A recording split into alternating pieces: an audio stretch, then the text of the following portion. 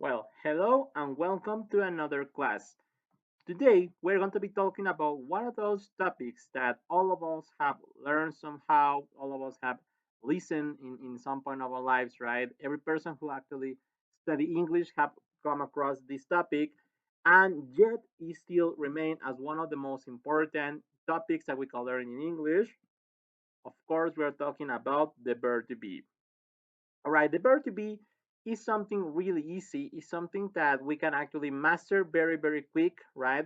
And incorporate it to our knowledge. And later we can actually grow up a little bit further into the language, right? And learn more about based on the verb to be. First of all, to talk about the verb to be, we have to go a little step back and talk about the subjects, all right? Well, subjects are going to be the person who is doing the action, right? When we're talking about the verb to be or that we are describing on the action. There are several types of subjects, such as personal pronouns. That is the one I'm going to teach you today. But there's a few more, right? There are also names. You can actually use the name as a subject, but also you can use other things like profession or relatives as subjects, right? Like I don't know, like teacher, like police, my mom, my dad, etc. But we're going to be talking about the personal pronouns. That this is something that a lot of the English students have already learned that are the personal pronouns I, you, he, she, we, they, and it, right? Those are the personal pronouns. You can actually use them in a different scenarios, right? Not only for the verb to be, but there's something that we are going to be using that is the verb to be itself. Sometimes also could be called the auxiliary of the verb to be, right? So the verb to be actually is just divided in three: am, are, and is. All right. So what's that then? Remember that the great difference that we have to know about the verb to be between the Spanish and the English, right, is that in Spanish we have two different words that actually will play this role, right, which are ser or estar. While in English we are going to use one for both of those things. That is kind of complex at the beginning, but once we actually get used to it, it's actually very easy, right? So, how they actually play along? Well, for instance, we're going to start with the subject I and the verb to be am to form pretty much the word I am, right? There's also its contraction form, right, which is I'm, but that will be for another occasion, right? I am, right? That could be referring for both things, right? To talk about where you are, like your physical location, right? Or talking about like what are you doing right now, also. Okay, we have you are.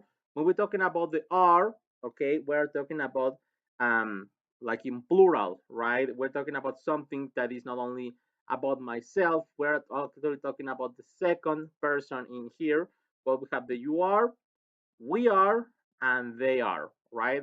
All of those three personal pronouns, all of these three subjects are going to be using the same verb to be. You are, we are, and they are. One more time, if you want to learn that in a different way, I is going to be in first person, while you, we, and they is going to be placed on the second person. But one more time, that will be for another occasion. And then we have the next one, which is, right? Now, he and she are going to be something interesting because we're also talking about like a gender, right?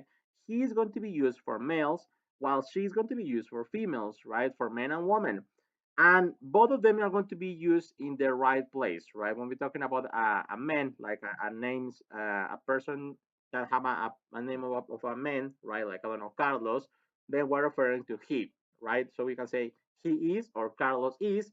When we're talking about she, we're talking about a female, we're talking about a woman. We can talk about Carla, right? So you can say Carla is or she is. And finally, we have this personal project pronoun it, which is it is, right? We're referring to a thing, or in the English language, also referring to like an animal. All right.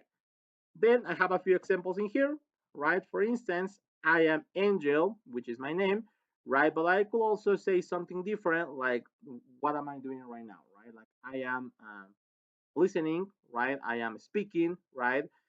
But that's also using a different thing, which is called a gerund, but we will get into that later.